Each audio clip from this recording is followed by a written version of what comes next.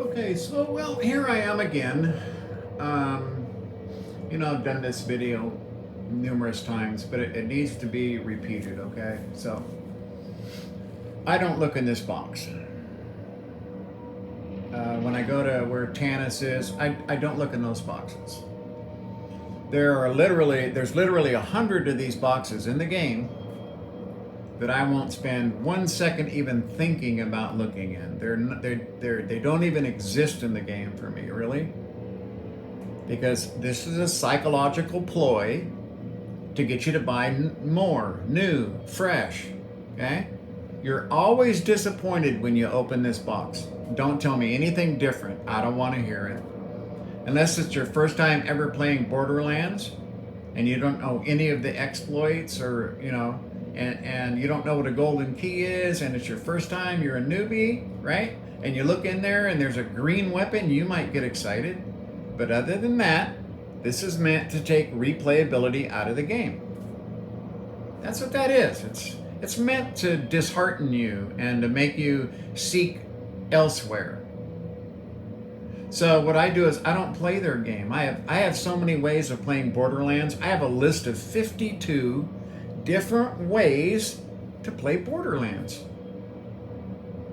I design the games that I want to play. And if you're, being a golfer my whole life, you need to be an honorable person within yourself if you're going to play a sport. Yeah, the mental acuity that it takes to play these games at the highest level, okay, for me, should be included in competitions outside of just video gaming. So, I know that's not saying much, but I won't look into any of these boxes. I don't play Borderlands the way they want me to play Borderlands.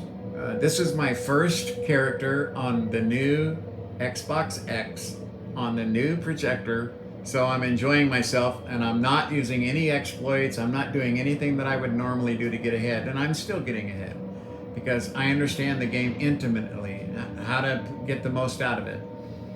The one thing people don't know is that if you play the game with exploits and you get money, and if you start the game out and you have the Game of the Year edition, you can go to T-Bone Junction and pick up guns and have all the money you need. There's 3 boxes there you can check and get all the money you need. You don't need to be restricted that way. Now that's something they left there. That's an exploit. You're not cheating. That's an exploit. I use those. If you play the game and don't do any side missions, none, okay, and play through both levels as fast as you can, when you get done playing your second playthrough, when you go back for the third time, it is a new level of difficulty. Everything is giant, everything is elemental, everything that's trying to get you is bigger, badder, and better. Constant, okay?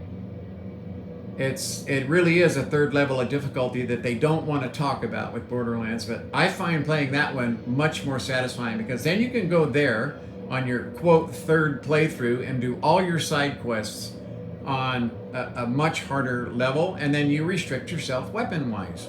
You get to use one gun and your hand grenades. That's it. You have to choose what it's going to be, okay? For the hunter, I would say it would be pistols. For the, for my girl, it's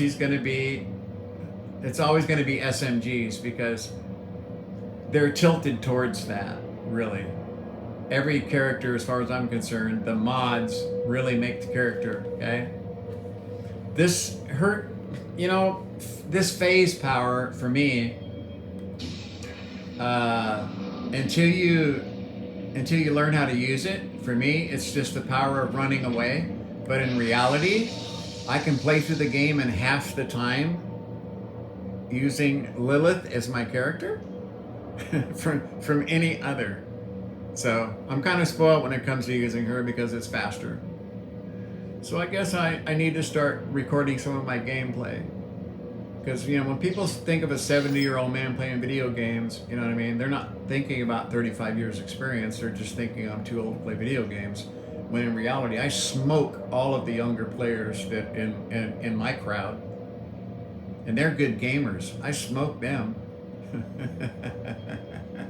Wisdom over guile. You know what I mean? So anyway, yeah, don't look in the boxes. Just forget about that. We know where the exploits are, where we can go and check 20 boxes at a time whenever we need to up our weapons, okay?